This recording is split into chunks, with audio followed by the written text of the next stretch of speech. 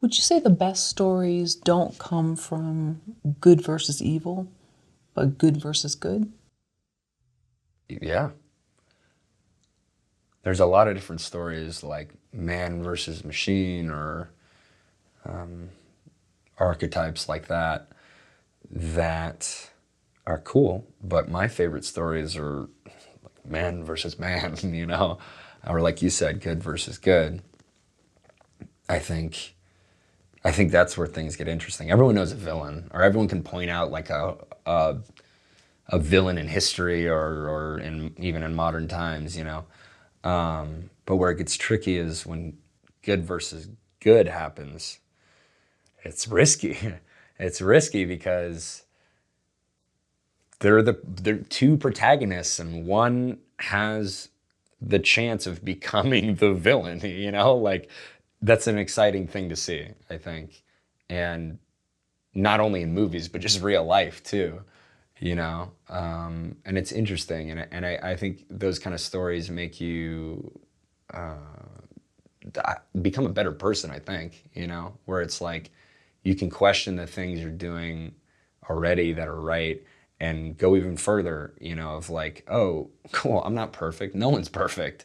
So when there's a good guy in a movie that needs to learn something, it's like always inspiring. It's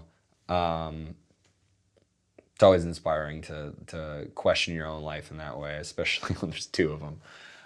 There's a show called Righteous Gemstones. It's kind of an interesting show. I love Danny McBride and all them, but maybe the concept more than the actual show I really love because it's a bunch of preachers in churches that kind of are going against each other. You know what I mean? So I mean, that's just like a great concept, but yeah, it's such like a challenge of like these people who are supposed to be good to be better. I mean, it's a comedy though, so everyone's a horrible person in the end in that one. But yeah. Sure. What about when a character's too good? Were there times in Mm. anything you've written? I know you've written a lot of shorts as well, I think, Hmm. where you feel like, okay, this is too good of a character. Let's give them a little bit of a flaw or a skeleton in their closet. Yeah, yeah. I think a character that's too good. I mean, there's like plenty of shows and movies about those people. I just don't watch them, so I don't know. Like I mentioned, like I really like the ones who maybe have a little bit more to redeem in their life, more to prove, something to prove, because I kind of feel that way. Like I grew up in around a lot of like crime, like graffiti and people stealing cars and like crazy things when I was like really young, like 11, 12 in Seattle. And throughout that experience, I like to think I am a success story of sorts. I'm not in prison um, from that realm, but also the friends who have kind of made it out of that way and the crazy lifestyle and crime. Like that's amazing to me. And I think movies like that, and that's why I mentioned Good Time as well. I think the reason maybe I relate to that a little bit is because it's like yeah, your circumstances or the people who you were around or the person you were back then isn't you now. You know what I mean? And I think that's inspiring. So that's why I really relate to characters that have something going on, or are surrounded in the wrong space and are looking for a way out. It's very hopeful. Sure, sure. And it's interesting too, the contrast, and sometimes the ones that seem bad on the outside is actually Yeah, just sort of minor things versus, you know, somebody with a little more power. It seems totally. squeaky clean and maybe not so much. Absolutely. Like there's always that kind of character I think in like there's a movie American Animals. They go and Love that steal movie. a bunch of paintings, or that's the plan at least. And in those kind of movies, I love that movie. In those kind of movies, there's like always this character who's like second guessing it, or like kind of like I don't know, man, or like bails or something. You know what I mean?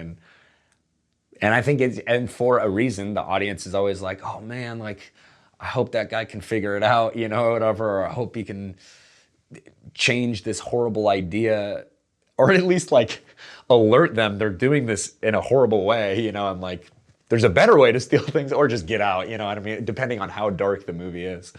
There's always someone who's kind of like, oh, you know, and I think audiences really connect to that, or at least I do. Yeah, that was a fantastic movie. And they did drawings in it too, right? Because they would do the drawings of these paintings. Yeah, they were like trying to replace one of the drawings and paintings in the movie, and then there's also oh man, I forgot about this part of the movie. They actually interviewed the real people who committed this robbery or tried to, and they're giving it's the literal unreliable narrator, like in the flesh in that movie, like straight to the source, because they're all saying different things, and then they go and reenact it. Super cool. Yeah, I was surprised that movie. I mean, that's high up there on like an amazing film, the way it was done, and I was surprised more people didn't catch on to that. I haven't really heard about that movie much, but yeah, I loved it. So did I. That was fantastic. How do you feel about a writer writing the antagonist, but actually making it seem as if it's the protagonist? So writing it from the point of view as this person actually thinks they're doing a good thing. Right. I always think that should be the case. And maybe there's like, I'm trying to think of an example. Maybe there's a case not where that person like actively wants the world to burn just cause, but I just like, even saying that out loud, I don't understand how someone could like relate to that. It's like really psycho. But yeah, I think that antagonists should always be written like they're the hero of their own story, because otherwise it's just not relatable. A good example of this more recently, I'm catching up on my classic or semi-classic films, older films. I watched Point Break, the original, which I love that movie as well. But Patrick Swayze, like, you hate this guy at first, then you kind of like don't like him, then you start to like him, and then you hate him, and then you like him again. Even at the very end of the movie, like after he's done all these crimes and roped Keanu Reeves and all this crazy stuff. Yeah, it's just so much more interesting. It's so much more interesting. And it's a good life lesson too, because it makes you be a more compassionate person, in my opinion. When there's someone out there who's a villain in your mind, maybe in your inner circle or personal life, I bet they don't feel that way about themselves. I bet they have a reason to do what they're doing, you know?